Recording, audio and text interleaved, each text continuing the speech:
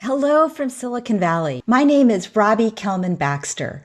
I want to start by saying a big thank you to the team at iQIYI for inviting me today to come join you and to speak about my book, The Membership Economy, which has recently been translated into simplified Chinese characters.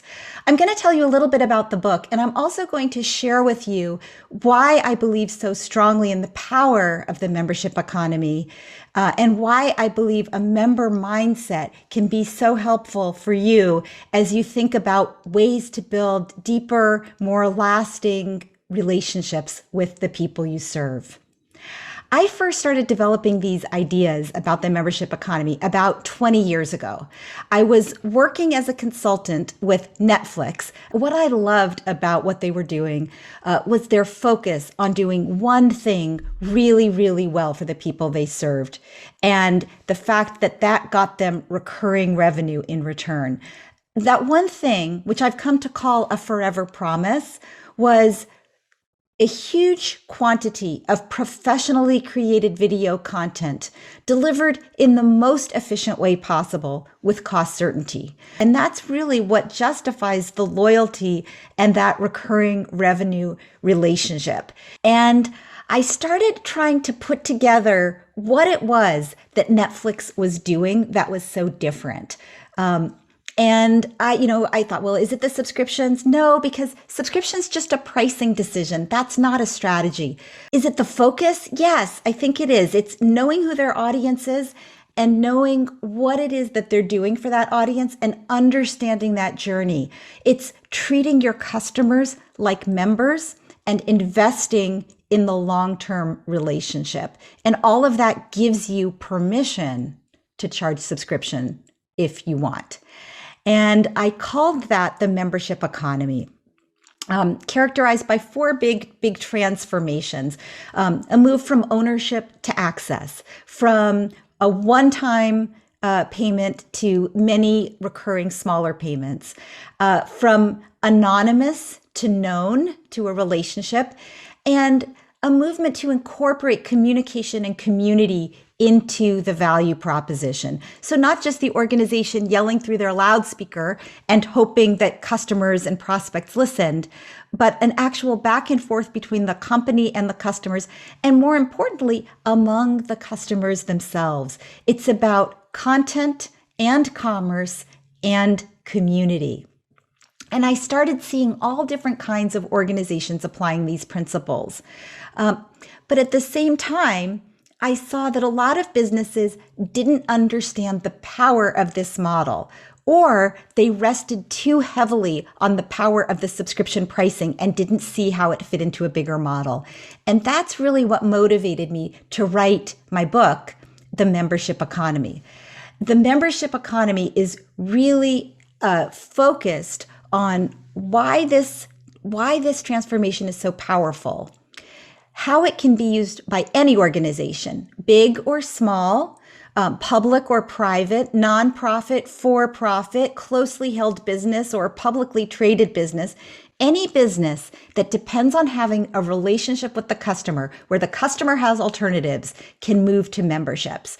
If you flash forward 20 years, today subscriptions are everywhere. You can subscribe to heavy equipment. You can subscribe to your cars, which, Volvo offers that, Porsche offers that. You can subscribe to get your coffee through Burger King or Panera Bread. You can certainly subscribe to any kind of content, any kind of educational material. You can subscribe to hotel chains, hospitality. You can be a member of almost any kind of organization.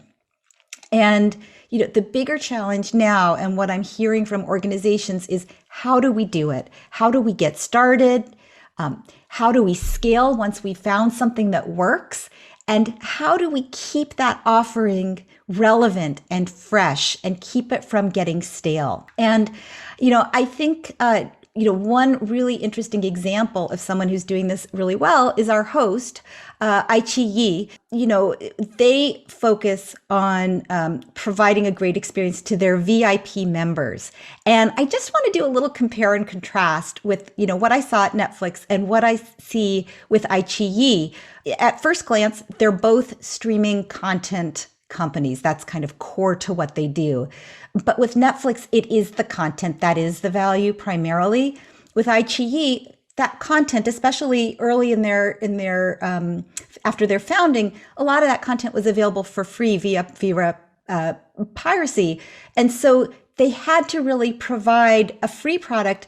But the membership was not so much around access to the content, but it was around the experience. And that's really important to keep in mind, is that the experience can be the value, not just the content itself. What you're trying to do is understand what is the goal. And the goal in this case is I want to really enjoy myself.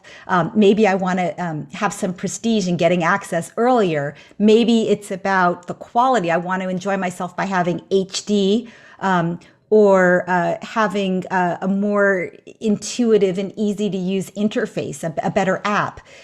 Those kinds of features can be layered on over time, continuing to increase the likelihood that the person is going to get what it is that they originally paid for. That enjoyment from the content, best quality content, most efficient way possible, cost certainty. There's different ways to deliver on it. There's no one kind of playbook, but rather there's a set of guidelines that you can use, questions you can ask yourself that can help you design your own forever transaction with the people that you serve and with your most important and valuable customers. So while all the answers are different, the best organizations in the membership economy ask those same questions. Some of these questions include the following. What is my forever promise? Who is my best customer? If you take a step back and say, why do my best customers come to me in the first place? What is the bigger problem I am solving for them? And how can I better deliver more fully on that promise? So if your promise is about enjoyment, it might not just be about your content. It might be around the delivery, like it is with iQIYI. If your promise is around helping people get their work done more efficiently, it might be about more than just the software app. It might be around connecting them with other people in the same profession. If you're a restaurant, you might be thinking about, how do I make it easier for people to, have their meals in the easiest and most efficient way possible, or manage their costs around their meals, or connect with other people and break bread over meals, or have access to the best chefs. Whatever that promise is, you're going to design your membership offering a little differently. So I hope that at this point, your head is, full of ideas of how you could take your offering, focus on your best members, identify that forever promise, and start rethinking the way you deliver value to the people that you serve. But you might be saying to yourself, I don't know where to start, Robbie. What can I do to optimize? What are some of the tactics I can use? And I want to share a couple of key tactics to consider. One of them is the role of onboarding, which I think is a really overlooked area of value. And what I mean by that is, what happens? Most organizations think really hard about how to acquire a new customer. What is the way to build awareness? How do we get them to understand what we offer? And then how do we get them to spend money with us? And that moment of transaction, that's the finish line. But in the membership economy, that's the starting line. That's where the heavy work begins of building the relationship. And what you want to think about there is, what do I do in those seconds, minutes, or days after somebody has joined my organization, they've signed up, to help them make it a habit? How do I reinforce the wisdom of their decision? How do I give them value right away? And most importantly, how do I show them how they can continue to get the most value that they're entitled to? How do I show them what my best customers are already doing? Instead of thinking about upselling, it's about making sure they're getting the value that they pay for. And if you can establish those habits early on, the likelihood of them staying with you goes way up, whether or not you have subscription pricing. One other tactic I want to share is the role of free trial and freemium in your business model. It's really important to think critically about how and whether to use free as a key lever in building a powerful business. A free trial can be really useful if people don't understand what you're offering or they don't believe it's as good as you say. And you can tell them, hey, you don't understand? Taste it.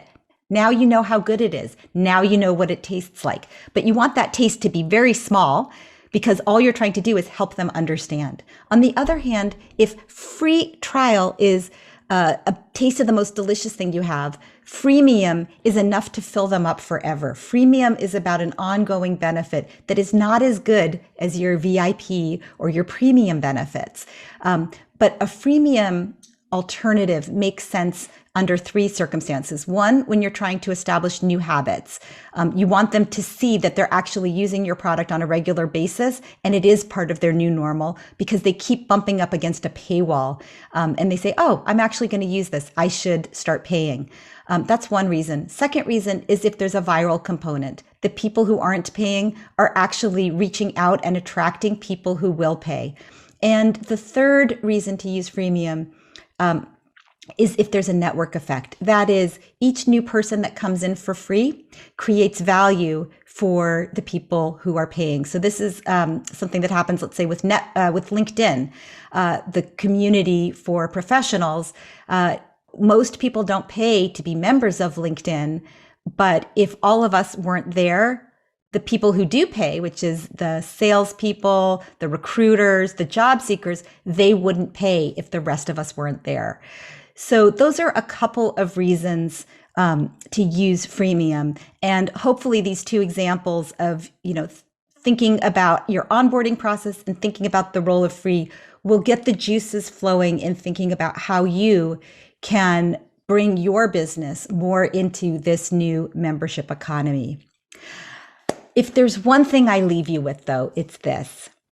By focusing on the member journey, rather than on your short-term revenue goals or the specific products you love to build, you can create a more powerful and disruption-proof relationship with your customers that can serve as the foundation for a future of profitable growth. Thank you very much.